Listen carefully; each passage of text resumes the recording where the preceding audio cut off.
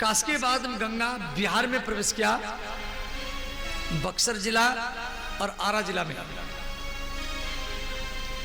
फिर उसके बाद में गंगा पटना में आई, पटना के बाद में हाजीपुर में, और उसके बाद में समस्तीपुर जिला देकर के बेगूसराय जिला में आई, फिर खगड़िया जिला, फिर सुल्तानगंज में आई। सुल्तानगंज में एक साधु थे, उनका नाम है जन्नू ऋषि। वो तपस्या कर रहे थे, तो गंगा क्या की, अपनी पानी में, जल में वो बाबा के कुटिया को तोड़ दिया। अब बाबा तपस्वी थे, वो ऐसे पी गए, गंगा को सुखा दिए, इतना बड़ा गंगा को सुखा दिए। अब भगीरथ महाराज बाबा को समझाए, बोले बाबा मेरे 60,000 पूर्वज कपिल भगवान का अभिशाप के कारण सब राग बनकर के, भस्म बनकर के पड़े हैं। हमें 3 पीढ़ियों से तपस्या करके गंगा को लाए, लाखों वर्ष बीत गया तपस्या करते करते, और आप गंगा को सुखा दिया। अब गंगा को प्रकट करो। तो जन्नू ऋषि बोले भैया मैं उल्टी करूंगा तो गंगा झूठन कहलाएगी, ये ठीक नहीं लगेगा। लघु संख्या के द्वारा निकालूं तो अपवित्र कहलाएगी। तो जन्नू ऋषि अपनी जांग को काटे, उनके जांग से गंगा माता निकली। तो गंगा की एक नाम पड़ा जाह्नवी गंगा, जाह्नवी गंगा। फिर गंगा आई भागलपुर में महादेवपुर घाट, वहां से आप जल उठाने के लिए जाते हैं। फिर वहां के बाद गंगा कहलगाम, फिर कटिहार जिला मनिहारी घाट देकर की फिर बांग्लादेश में आई। पहले बांग्लादेश भारत में था, फिर उसके बाद गंगा समुद्र में मिली, सागर, सागर माने समुद्र, तो गंगा और सागर, सागर माने समुद्र, दोनों मिलकर की नाम पड़ा गंगा सागर। बोले श्री गंगा सागर धाम की जय। तो वहां गंगा जल के स्पर्श से जो 60,000 राजकुमार भस्म बन गए थे, राग बन गए थे, वो गंगा जल के स्पर्श से आज विमान में बैठ कर के वैकुंठ धाम हो गए। तब से ये प्रथा प्रचलित हो गया। जब माता पिता मरने के बाद में माता पिता के हड्डी को, यदि हड्डी नहीं मिलता है, माता पिता के भस्म को, राख को, यदि राख भस्म नहीं मिलता है, जिस जगह में माता पिता को जलाया है वहां का मिट्टी को, वहां का मिट्टी को लेकर के यदि पुत्र गंगा जल में डाल देता है तो उसके माता पिता वैकुंठ लोक को ही प्राप्त होते सदा। गंगा नहाने की तरीका भी भागवत में दिया गया है। आप कभी भी गंगा नहाने के लिए जाते हैं, ध्यान देना, गंगा नहाने का 100% लाभ कैसे मिलेगा। यदि आप गंगा किनारे में गए और घुस गए, नहाए, गोता लगाए, तो आपको गंगा नहाने का 100% लाभ नहीं मिलेगा। मिलेगा 10-20% मिलेगा। भागवत कहती है गंगा के किनारे में जाकर के पहले गंगा को प्रणाम करना है, पहले थोड़ा सा जल लेकर के हाथ में पीना है, फिर थोड़ा सा लेकर के जल सिर पर छिटना है, उसके बाद में गंगा में चरण रखना है। यदि इस प्रकार नहाएंगे तो आपको गंगा नहाने का 100% लाभ मिलेगा। कितना? 100%। अब बताओ 100% वाला नहाने की तरीका अच्छा है या 20% वाला नहाने की तरीका अच्छा है? गंगा में भैंस भी नहाता है। गंगा के किनारे बहुत गाय है, उनका जो भैंस, उनका गैया बछड़ा डेली नहाते रहते हैं। गंगा में मछली भी नहाती है, गंगा में कछुआ भी नहाता है। उनका सदगति नहीं हुआ। क्यों? न उनके भीतर में गंगा की कोई भाव नहीं है। इसीलिए इसको कहा गया पशु स्नान। पशु जैसे नहीं नहाना है, ऋषि लोग जैसे नहाते हैं, देवता लोग जैसे नहाते हैं, ऐसे नहाना है। गंगा में आप जाएंगे तो मलमूत्र नहीं करेंगे।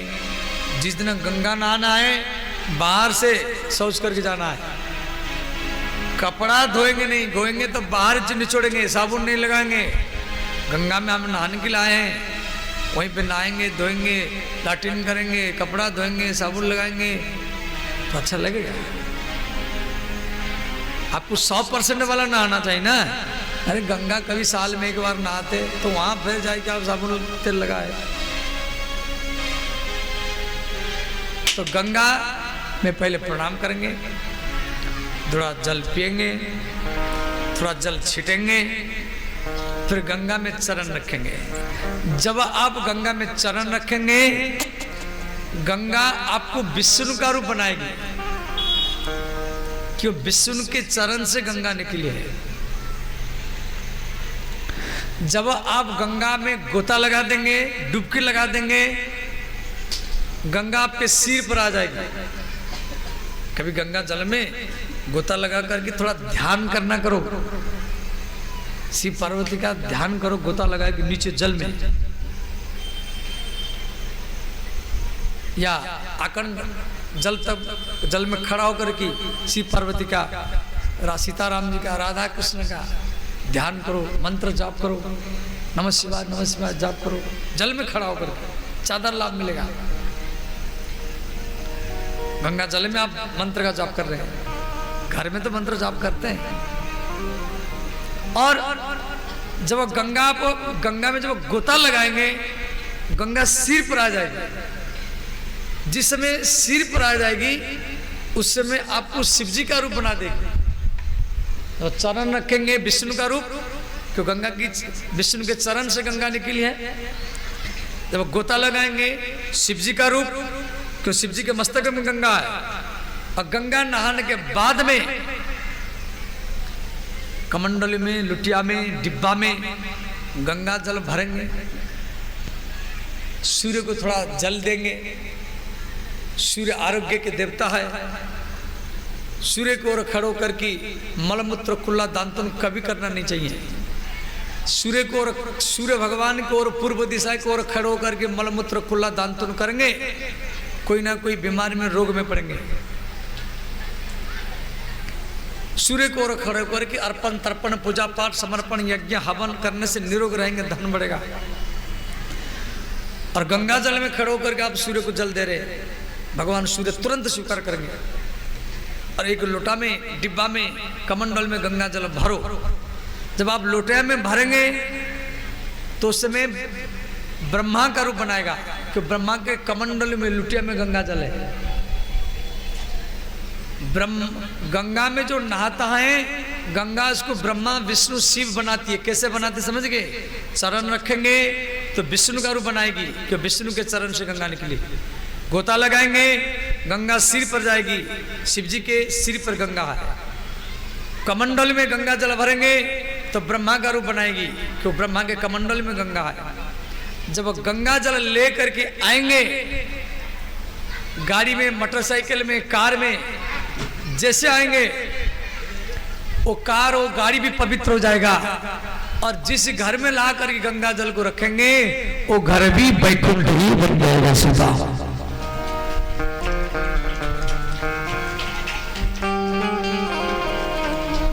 भजिले गंगे जय श्री गंगे, भजिले गंगे जय श्री गंगे, भजिले गंगे जय श्री गंगे, भजिले गंगे जय श्री गंगे, भजिले गंगे जय श्री गंगे, भजिले गंगे जय श्री गंगे, करुणा प्रेम दयामय गंगे, करुणा प्रेम दयामयी गंगे, करुणा प्रेम कृपामय गंगे, करुणा प्रेम कृपामयी गंगे, दयामयी गंगे, दयामयी गंगे, कृपामयी गंगे,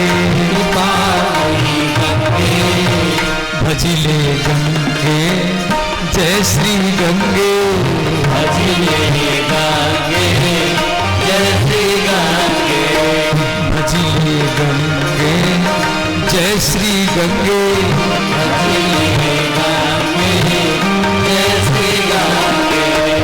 साफ गाइए, दोनों हाथ उठा करके साफ गाइए।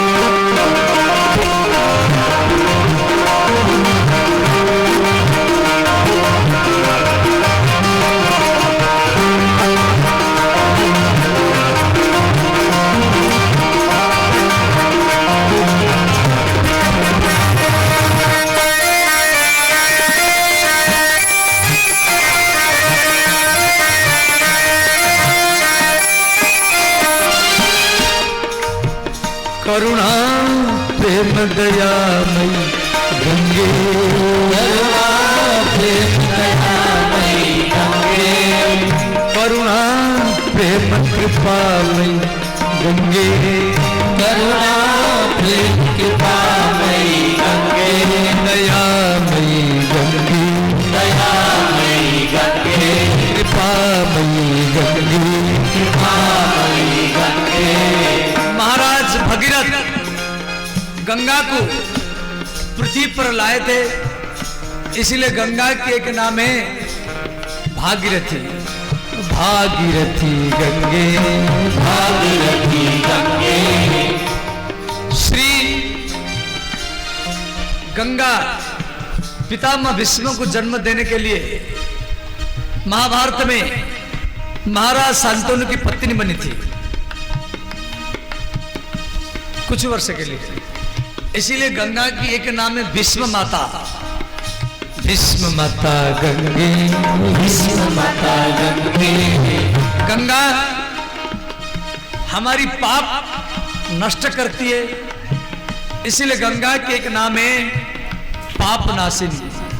पाप नाशिनी गंगे, पाप नाशिनी गंगे, हमारी प्यारी गंगे, हमारी प्यारी गंगे, प्यारी प्यारी गंगे, प्यारी प्यारी गंगे, भजिले गंगे जय श्री गंगे, भजिले गंगे जय श्री गंगे, भजिले गंगे जय श्री गंगे, भजिले गंगे जय श्री गंगे। सब गाइए दोनों हाथ उठा करके।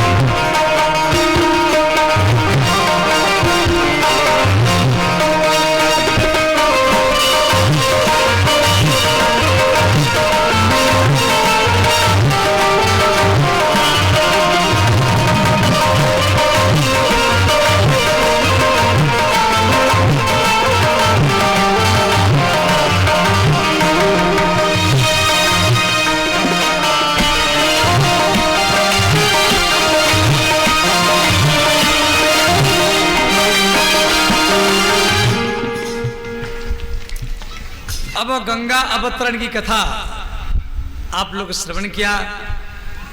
अब ध्यान देना, ये जो सूर्यवंश की कथा, क्यों गंगा सूर्यवंश का है, अयोध्या वालों का ही गंगा है, वहीं के राजा गंगा को लाए हैं पृथ्वी पर,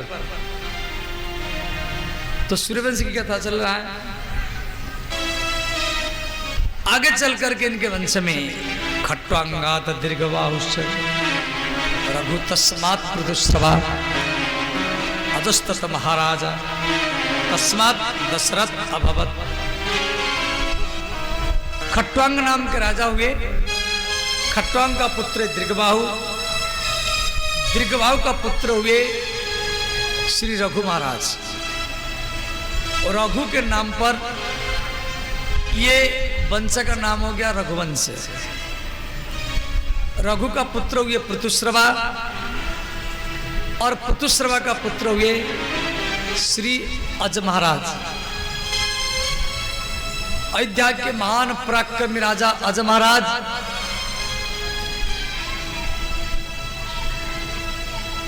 इनके परिवार में कोई संतान नहीं था और ये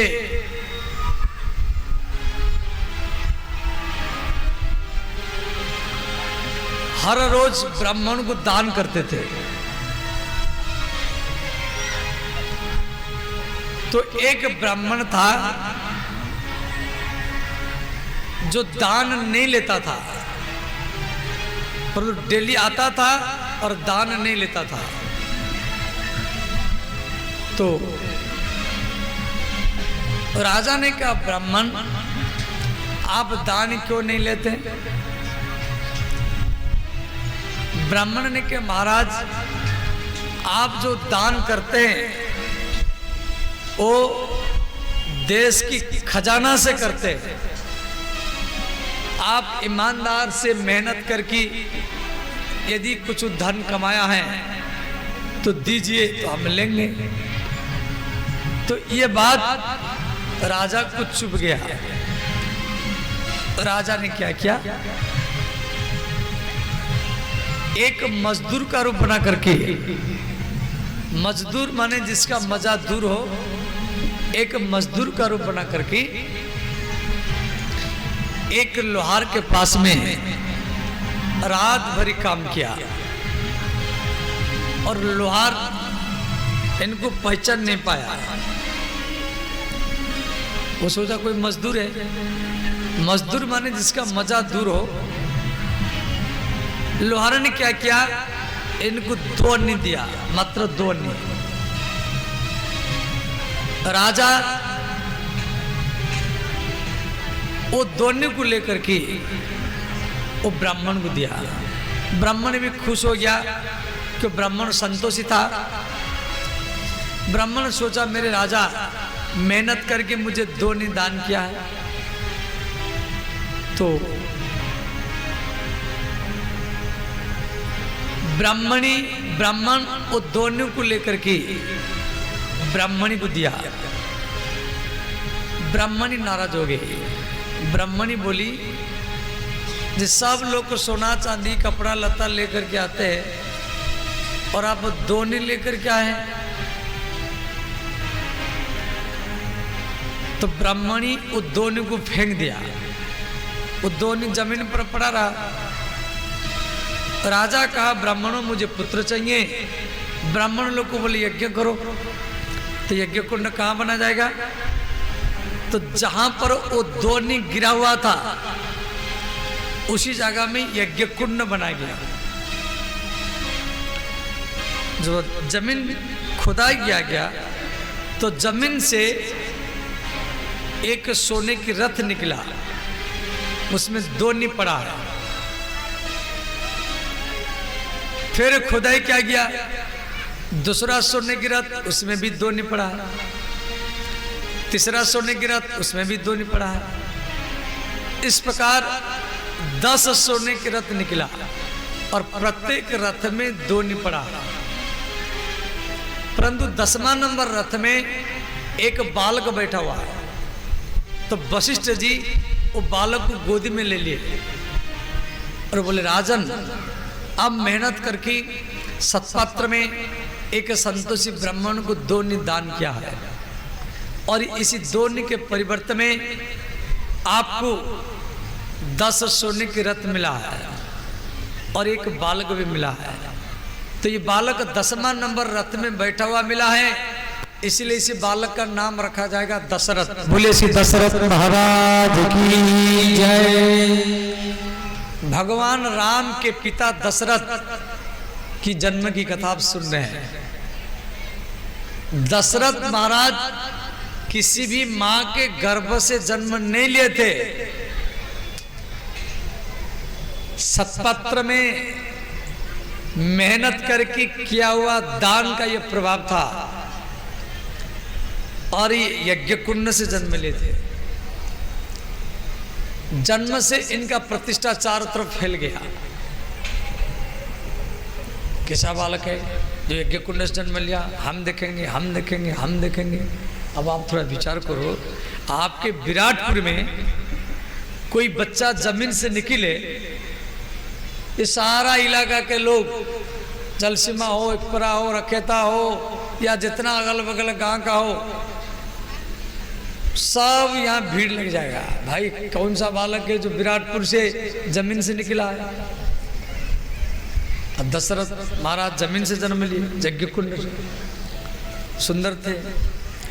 धीरे धीरे दशरथ महाराज 15-16 वर्ष के हो गए। दक्षिण कौशल बोलते बिलासपुर छत्तीसगढ़ को, वहां के राजकन्या का नाम है कौशल्या।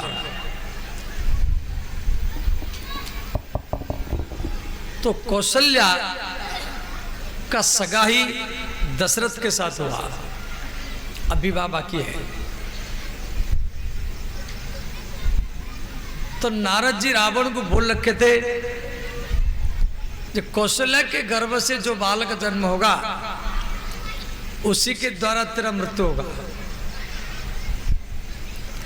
रावण सोचा जो मेरा शत्रु राम कौशल्या के गर्भ से जन्म लेगा उस स्त्री को मैं मार दूंगा। रावण क्या किया, दशरथ कौशल्या का जब सगाई हो गया, विवाह बाकी है, रावण छत्तीसगढ़ बिलासपुर में आया, मध्य प्रदेश में पड़ता है। वहां के राजकुमारी कौशल्या को रात में चोरी करके ले गया, एक बक्सा में बंद करके ताला लगाया, और बक्सा को लेकर के कलकत्ता बंगाल के पास में जो समुद्र है उस समुद्र में फेंक दिया। रावण निश्चिंत हो गया, जो मेरा शत्रु जिस मां के गर्भ से जन्म होना था वो मर चुकी है।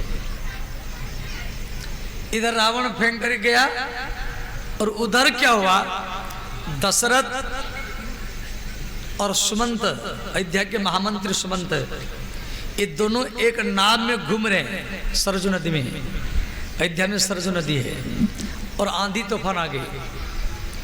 सरजू नदी का पानी बिहार के छपरा जिला में गंगा में मिल जाता है, और वो नाव जाकर गंगा में पहुंच गया।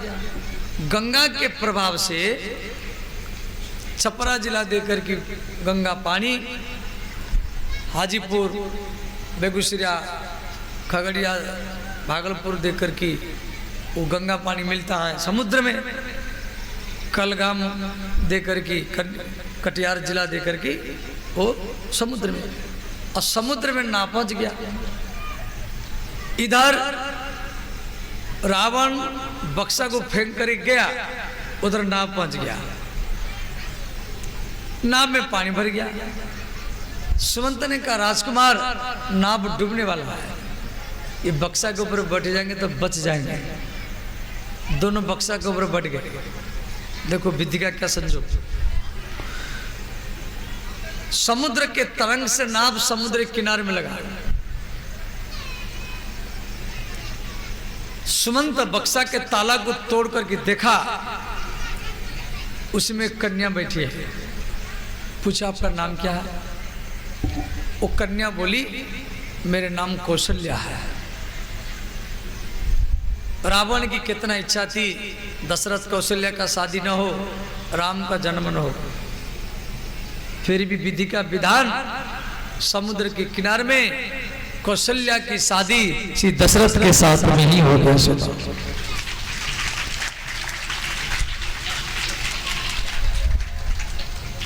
तो ये कौशल्या महाराज दशरथ के प्रथम पटरानी है। कैकेयी देश की राजकन्या कैकेयी ये वीरांगिनी थी। वीरांगिनी समझ जाते, वीरांगिनी माने रथ चलाना, घोड़ा चलाना, तलवार चलाना, गदा चलाना, छलांग लगाना, धनुष चलाना, युद्ध के मैदान में युद्ध करना, ये कैकेयी सब कला में निपुण था। कथा तो बहुत लंबा है, समझ गए, मैं संक्षेप में बोल रहा हूं। तो अंत में कैकेयी के इस प्रकार वीरता को देखकर के महाराज दशरथ मन की इच्छा हुई जो ऐसा पत्नी हमको चाहिए जो संग्राम के मैदान में हमारे साथ दे। तो वशिष्ठ जी की सलाह से कैकेयी का विवाह दशरथ के साथ हुआ। ये महाराज जी की दूसरी पटरानी है। सुमित्र देश की राजकन्या सुमित्रा ये महाराज जी की तीसरी पटरानी है। दशरथ महाराज जी के 3 तो पटरानी है और 100 से ज्यादा रानी भी है। क्यों? भगवान परशुराम ब्राह्मण थे,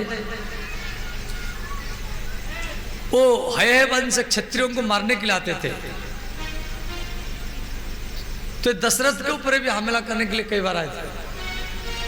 दशरथ जी परशुराम से बचने के लिए एक एक सुंदरी कन्या के साथ शादी करते थे। बोले श्री परशुराम भगवान की जय। इस प्रकार दशरथ महाराज जी के कई पत्नी हो गई। 3 तो पटरानी है और कई सहरानी हो गई। फिर भी महाराज दशरथ को एक भी संतान नहीं है। महाराज दशरथ रात भरी रोने लगे। जब मैं बूढ़ा हो गया, मेरे परिवार में एक भी संतान नहीं हुआ। वो वशिष्ठ जी के आश्रम में जाकर के रात में वशिष्ठ जी के आश्रम में जाकर के रात भरी रोते रहे। गुरु जी शयन किए हैं और दशरथ जी छुप करके उनके आश्रम में रो रहे हैं। गुरु वशिष्ठ जब जागे और कोई जागने के बाद में अपना मुख धोने के लिए जाता है। ब्रह्म मुहूर्त में थोड़ा रात है, वशिष्ठ जी जागने के लिए गए, मुख धोने के लिए गए। वशिष्ठ जी के चरण में महाराज दशरथ गिर गए और चरण को पकड़ करके फुट होकर के रोने लगे। वशिष्ठ जी घबरा गए, रात का समय है और मेरा चरण पकड़ कर कौन रो रहा है। वशिष्ठ जी हाथ पकड़ कर उठाए, देखे राजा दशरथ। वशिष्ठ जी दशरथ को आलिंगन किए। बोले राजन, इस रात में किसी लिए रो रहे, क्या कारण है? दशरथ जी बोले गुरुजी, मेरा इतना पत्नी है, मेरे वंश में महाराज सगर जन्म लिए जो 100 समेत यज्ञ किए। मेरे वंश में भगीरथ महाराज जो गंगा को वैकुंठ लोक से पृथ्वी पर ले आए, मेरे वंश में सत्यवादी हरिश्चंद्र जन्म लिए, जो सारा अयोध्यावासियों को सशरीर वैकुंठ लोक ले गए। एक से एक पराक्रमी राजा मेरे वंश में जन्म लिए। महाराज रघु, महाराज खट्वांग, महाराज आरण्यक, महाराज मंधाता, महाराज मुचकुंद, महाराज अम्बरीश। और ऐसा पवित्र वंश रघुवंश क्या मेरे बाद में समाप्त हो जाएगा? क्या मेरे बाद में डूब जाएगा? क्या अयोध्या का सिंहासन खाली रहेगा? मेरा पूर्वज मुझे देख कर रोते हैं। मैं जो पूजा करने के लिए जाता हूं, मेरे पूर्वज मुझे देख कर के रोते हैं। दशरथ, ये पवित्र वंश क्या आपके बाद में समाप्त हो जाएगा? अयोध्या का राजा कोई नहीं बनेगा। दशरथ जी बोले, गुरुजी, आप जैसा गुरु होते होते ये वंश डूब जाएगा। वशिष्ठ जी बोले, राजन आप धैर्य धारण करो। आपका जितना चिंता है उससे कई गुना चिंता मुझे है। जब मैं सूर्यवंश का कुल गुरु हूं और मुझे कुल गुरु होते होते लाखों वर्ष बीत चुका है, परंतु दशरथ मेरे शरण में कभी नहीं आया। दशरथ पुत्र प्राप्त करने के लिए एक से एक शादी करता रहता है, परंतु मेरे शरण में नहीं आया। राजन, आपको जितना चिंता है उससे ज्यादा चिंता मुझे है। मैं कई दिन से आपका राह देख रहा था कि दशरथ पुत्र का जिज्ञासा लेकर के मेरे पास में आए। अब आप चौथापन में, बुढ़ापा में पुत्र का जिज्ञासा करके आए हैं और हमारा आशीर्वाद है। एक नहीं, दो नहीं, तीन नहीं, आपको चार चार पुत्र मिलेंगे। ये हमारा आशीर्वाद है, आपको चार पुत्र ही मिलेंगे।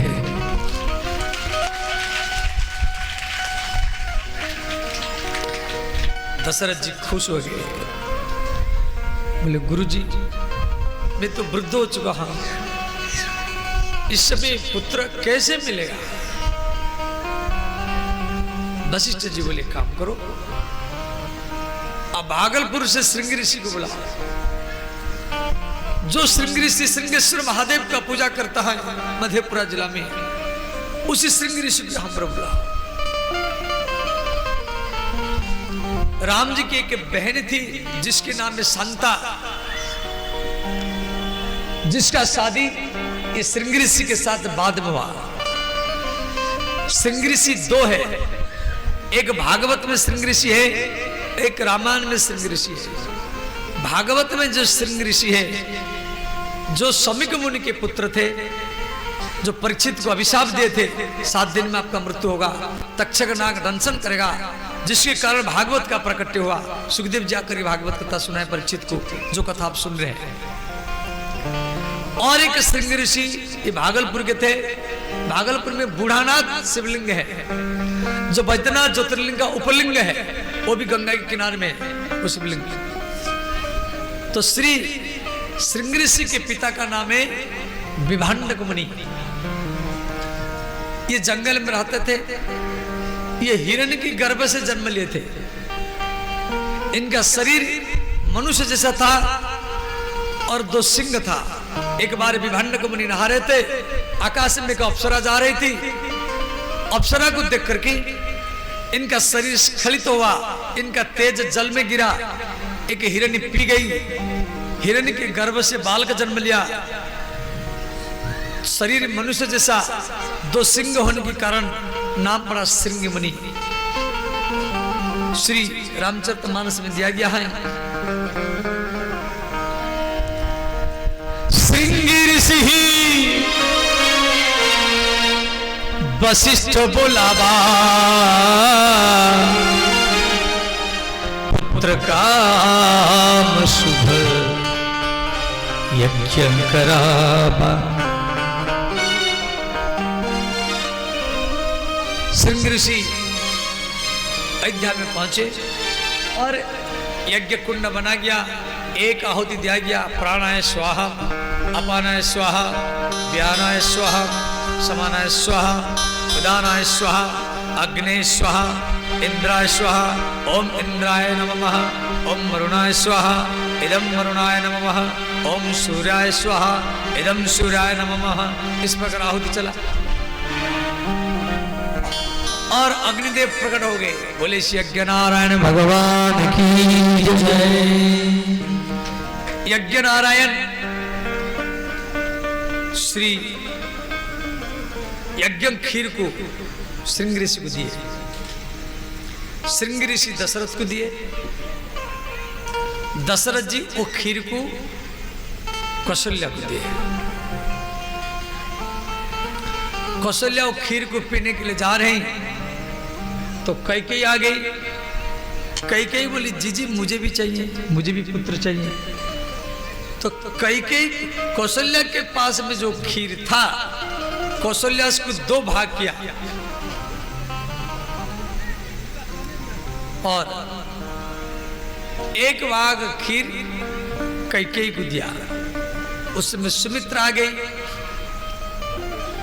सुमित्रा बोली जीजी आप दोनों को पुत्र मिलेगा, मैं से रह जाऊंगा, अच्छा नहीं लगेगा, हमको भी चाहिए।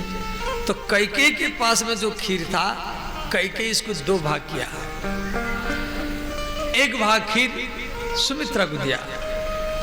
तो सुमित्रा के हाथ से वो खीर के दोना को एक चील पक्षी उड़ा करके ले गया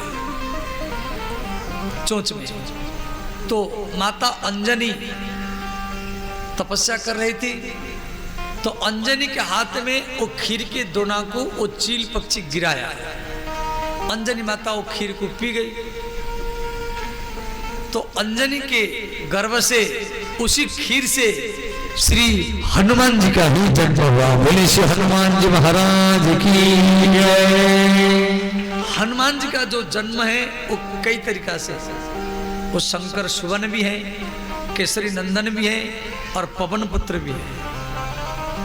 अब कौशल्या देखा सुमित्रा के हाथ से वो खीर की दोना कोई ले गया, तो कौशल्या थोड़ी सी खीर दिया। का सुमित्रा इसी खीर से जो बालक का जन्म होगा मेरे पुत्र के साथ रहेगा। फिर कैकेयी थोड़ी सी खीर दिया। का सुमित्रा इसी खीर से जो बालक का जन्म होगा वो मेरे पुत्र के साथ रहेगा। इस प्रकार तीनों माताओं के गर्भ में भगवान आ गए। जादिनित हरि गर्भ आए, सकल लोक सुख संपत्ति छाए। भगवान तीनों माता के गर्भ में आ गए। देखो गर्भ अवस्था में माताओं को कैसे रहना चाहिए ये भी भागवत में स्कंद पुराण में दिया गया है। गर्भ अवस्था में जल्दी संस्कार पड़ता है। माँ जैसे चाहेंगे ना पुत्र ऐसे बन जाएगा। उस समय माताओं को क्रोध करना नहीं चाहिए। यदि माता लोग को ज्यादा क्रोध करेंगे, बालक जो जन्म होगा उसका स्वभाव क्रोधिला, मन बात बात में क्रोध करेगा। उस समय माताओं को ज्यादा सोना भी नहीं चाहिए। ज्यादा सोएंगे तो बालक मंदभाग्य बनेगा। मंदभाग्य बने आलसी बनेगा।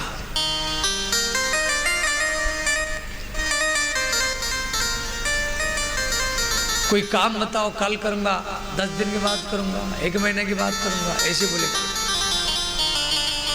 मंदभाग्य। कोई काम को लंबा खींचेगा,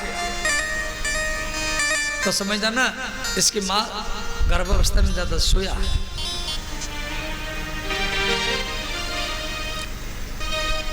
उस समय माताओं को ज्यादा काजल आदि करना, श्रृंगार आदि करना नहीं चाहिए। उस समय जैसे गर्भावस्था में खट्टा तीखा ये सब खाने के लिए अच्छा लगता है और अम्ल, परंतु आप ज्यादा मिर्चा वगैरह नहीं खाएं। उस समय सोते समय में फिल्म वगैरह तो बिल्कुल नहीं देखना है, फिल्म देखना नहीं है। क्यों? देखो आप 3 घंटा फिल्म देखो, सोते समय में फिल्म का चित्र याद आएगा। आप 3 घंटा क्रिकेट देखो, सोते समय में क्रिकेट खिलाड़ी का याद आएगा।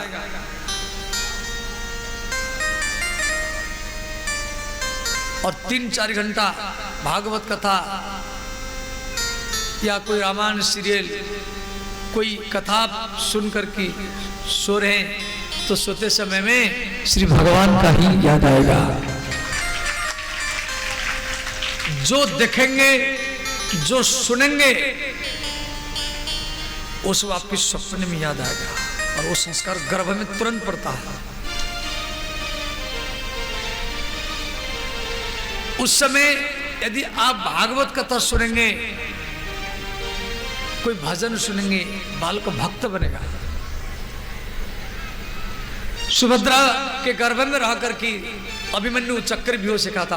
अष्टावक्र मुनि सुजाता माता की गर्भ में रह करके वेद पाठ किए थे, तो इनके पिताजी वेद इनको सुनाते थे। प्रहलाद जी गर्भ में रह करके भागवत कथा सुने थे। जिस माताओं को बेटा चाहिए, बेटा, कई बार बेटा के चक्कर में बेटी हो जाता है, लड़का के चक्कर में लड़की हो जाता है। उन माताओं को 2.5-3 महीना में मोर पंख को जला करके उसके राख को गुड़ के साथ सुबह सुबह 4 दिन तक पाना है कि चम्मच। उससे क्या होगा, गर्भ में लड़की होगी तो लड़की लड़का बन जाता है। या कोई ब्राह्मणों को, इस स्कंद पुराण में सब दिया गया, व्यास जी से बोले के कोई ब्राह्मणों को बुला करके, जो अच्छा वेद पाठी ब्राह्मण हो, पुरुषोक्त मंत्र वो माता के कान के पास में पाठ होना चाहिए, उससे भी पुत्र हो जाता है। और वशिष्ठ जी क्या करते थे, कौशल्या, कैकेयी, सुमित्रा तीनों के घर में भगवान आए हैं। जादि नित हरि गर्भ आए, सकल लोक सुख संपत्ति छाए। भगवान तीनों माता के गर्भ में आए तो कौशल्या, कैकेयी, सुमित्रा जहां सोती थी, उनके सामने ये देवताओं के, ऋषि मुनियों के चित्र टांगते थे।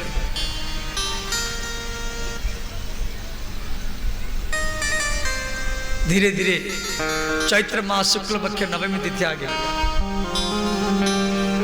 नवमी तिथि मधुमास पुनीता, नवमी तिथि मधुमास पुनीता, नवमी तिथि मधुमास पुनीता, नवमी तिथि मधुमास पुनीता, शुक्ल पक्ष अभिजित हरि प्रीता, शुक्ल पक्ष अभिजित हरि प्रीता, शुक्ल पक्ष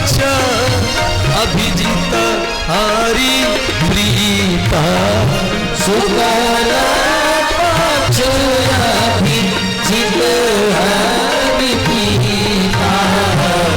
चैत्र मास शुक्ल पक्ष नवमी ठीक मध्याह्न 12 बजे मध्याह्न दिवस अति शीतल घामा। मध्याह्न दिवस अति शीतल घामा। मध्याह्न दिवस अति शीतल घामा। मध्याह्न दिवस अति शीतल घामा। पावन काल लोको विश्रामा। पावन काल लोक विश्रामा। पावन काल लोको विश्रामा। पावन काल लोक विश्रामा। मंगल भवन अमंगल हारी।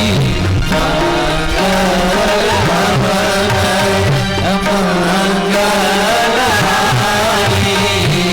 द्रवहु सो दशरथ अजीर बिहारी। द्रवहु सो दशरथ अजीर बिहारी। श्री राम जय राम जय जय राम। श्री राम जय राम जय जय राम। सब गाइए दोनों हाथ उठा कर।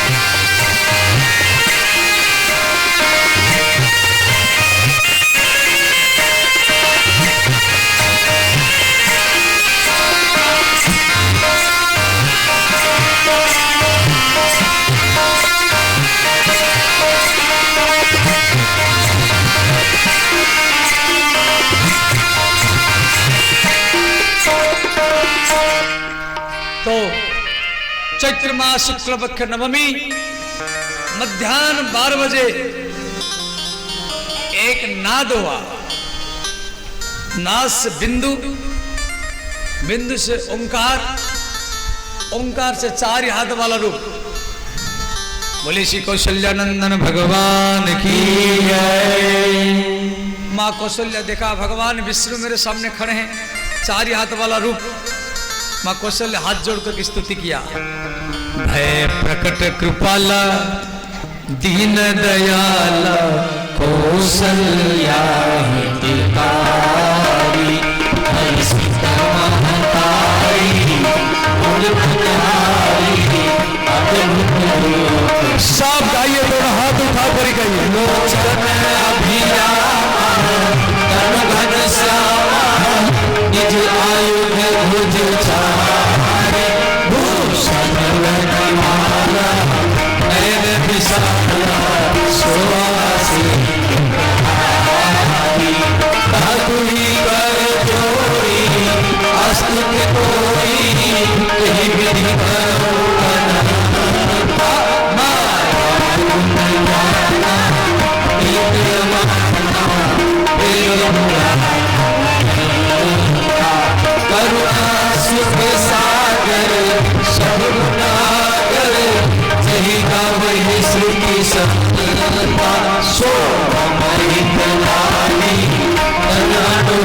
सुहाई मैं हूँ प्रकट सुंदरता ब्रह्मांड की काया निर्मित माया रोम रोम प्रतिबिंबित है मम हरि सोहासी धर्महासी सुनत मेरी उपजा जब जाना प्रभु मुस्काना चरित्र बहुत विचित्र है कहीं सुहाई नाग बुझाई जही इस प्रकार भगवान 4 हाथ वाला रूप बना करके खुश